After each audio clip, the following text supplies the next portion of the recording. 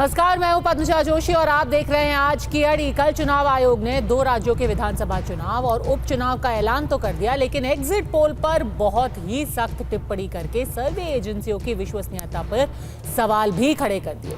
मुख्य चुनाव आयुक्त राजीव कुमार ने एग्जिट पोल करने वाली एजेंसियों को आत्मचिंतन करने के लिए कहा। राजीव कुमार ने यह भी कहा कि एग्जिट पोल के नंबर लोगों को भ्रमित करते हैं और एक तरह की एक्सपेक्टेशन क्रिएट कर देते हैं जो नतीजों से मैच ही नहीं होती। चुनाव आयुक्त ने यह भी कहा कि एग्जिट पोल तैयार करने वाली एजेंसियों को सैंपल साइज, सर्वे की लोकेशन और नतीजों को ध्यान में रखकर ही काम करना चाहिए। Exit polls.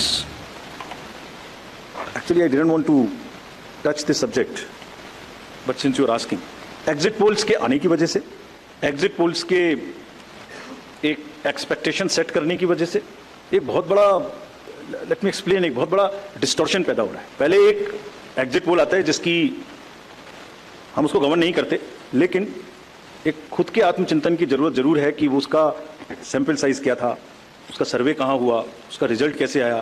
There is NBSA, there are other bodies which self regulate, and I am sure the time has come that the associations, bodies which govern will do some self regulation. तो अब चुनाव के नतीजे से ज्यादा सबसे ज्यादा चर्चा हो रही है एग्जिट पोल की। क्या एग्जिट पोल होने चाहिए? क्या उनको करा ही जाता है किसी एजेंडे की वजह से? क्या उससे कोई माहौल बनाया जाता है? ऐसे में समझना जरूरी हो जाता है कि चुनाव आयोग के दावों में कितना दम है। विधानसभा चुनाव और उनके एग्जिट पोल को अगर देखें तो अभी हाल ही में हुए हरियाणा चुनाव में एग्जिट पोल बीजेपी को 26 सीटें दे रहे थे, जबकि कांग्रेस को 62 सीटें देकर पूर्ण बहुमत की सरकार बनवा रहे थे। लेकिन जब नतीजे आए तो एग्जिट पोल सारे फेल हो गए। बीजेपी को 48 सीटें मिली और कांग्रेस को 37 सीटें ही मिली। ठीक इसी तरह 2017 में भी यूपी चुनाव के एग्जिट पोल बीजेपी प्लस को 2011 सीटें दे रहे थे, जबकि नतीजे आए तो बीजेपी को 312 सीटें मिली। एसपी और उनके सहयोगी दलों यानी कि कांग्रेस गठबंधन को 122 सीटें एग्जिट पोल में मिल रही थी, लेकिन नतीजा क्या हुआ? सिर्फ 54 सीटें ही इस गठबंधन को मिल पाई। इसी तरह दिल्ली विधानसभा चुनाव 2015 में भी एग्जिट पोल ने आम आदमी पार्टी को 50 सीटें दी, लेकिन अंत में उनकी 67 सीटें आईं। और ये सिर्फ विधानसभा चुनावों में ही नहीं हुआ, लोकसभा चुनावों में भी एग्जिट पोल कई बार गलत साबित हुए। इसी साल हुए लोकसभा चुनाव की बात करें तो एग्जिट पोल्स ने एनडीए को 361 से 401 सीटों के बीच दी थी और आईएनडीआई को 104 से 128 सीटों के बीच ऐसा उनको मिलेगा, ऐसा अनुमान लगाया गया था। लेकिन जब नतीजे आए तो एग्जिट पोल्स फिर से फेल हो गए। एनडीए को 293 सीटें मिली और आईएनडीआई को 234 सीटें।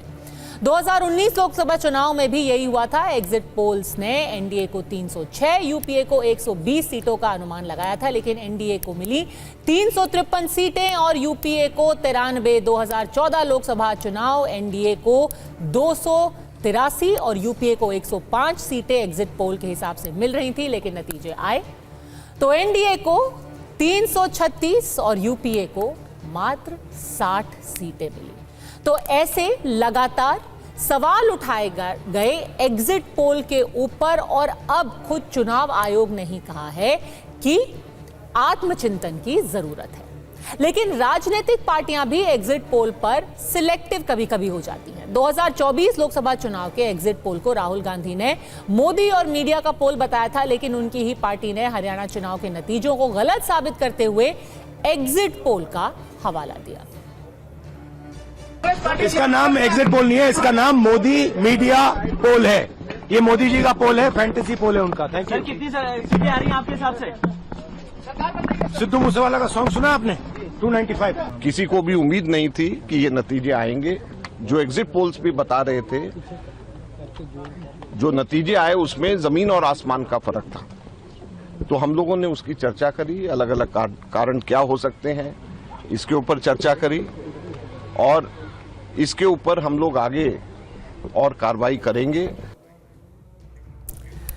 तो अड़ी में आज के सवाल है, क्या एग्जिट पोल लोगों को भ्रमित करते हैं? क्या असल आंकड़े और एग्जिट पोल में अंतर से विश्वसनीयता पर सवाल नहीं उठते हैं? ईवीएम वाले आरोपों से ध्यान भटकाने के लिए क्या एग्जिट पोल पर सवाल उठाए जा रहे हैं और क्या एग्जिट पोल को बंद ही कर देना चाहिए? हमारे साथ जुड़ गए हैं डॉक्टर एस.वाई. कुरैशी, पूर्व मुख्य चुनाव आयुक्त, सरल पटेल, प्रवक्ता कांग्रेस पार्टी के, हर्षवर्धन त्रिपाठी, वरिष्ठ पत्रकार, शुभ्रास्था संस्थापक हैं द चर्न की, राहुल वर्मा, चुनाव विश्लेषक, प्रोफेसर संजय कुमार, चुनाव विश्लेषक CSDS से, और यशवंत देशमुख जी, चुनाव विश्लेषक सी वोटर से जुड़े हुए हैं। और आप दोनों मेरे साथ स्टूडियो में, ऐसा लग रहा है जैसे कि आज का मुकदमा आप दोनों के खिलाफ चलाया जा रहा है, प्रोफेसर संजय कुमार और यशवंत देशमुख जी।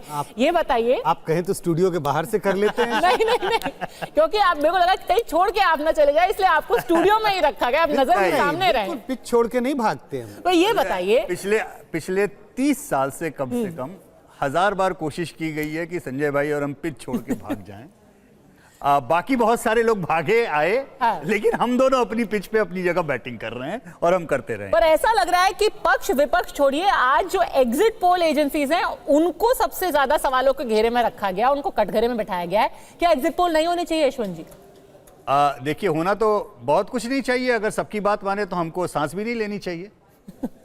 तो लोग क्या कहेंगे? देखिए, हर बात में ये नहीं होना चाहिए, वो नहीं होना चाहिए। इससे ज्यादा बेहतर बहस या ये होना चाहिए क्या होना चाहिए और कैसे होना चाहिए और किस तरीके से सही ढंग से होना चाहिए। बहस इसके ऊपर होनी चाहिए।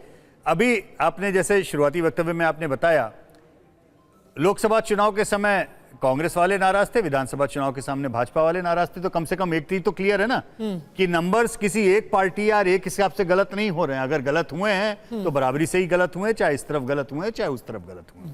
नंबर दूसरी चीज कि first pass the post system में कम से कम मैं इतना जानता हूं, जितनी बार मैंने संजय भाई को भी देखा है, मुझे मालूम है कि उनका भी स्टैंड वही होगा। हम हर बार एग्जिट पोल, ओपिनियन पोल के पहले बार बार कहते हैं कि सर्वे का विज्ञान केवल और केवल वोट शेयर के एस्टिमेट पे समाप्त हो जाता है।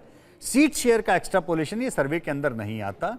First pass the post system में वोट और सीट का आपस में कोई तालमेल होता भी नहीं। कई बार कम वोट पाने वाले को ज्यादा सीटें भी मिलती हैं। तो ये बात हम लोग बहुत बार समझा चुके हैं, कह चुके हैं। इससे ज्यादा इसमें कुछ सवाल ये होना चाहिए कि एग्जिट पोल करने का जो मुख्य उद्देश्य है उस पे फोकस होना चाहिए क्या?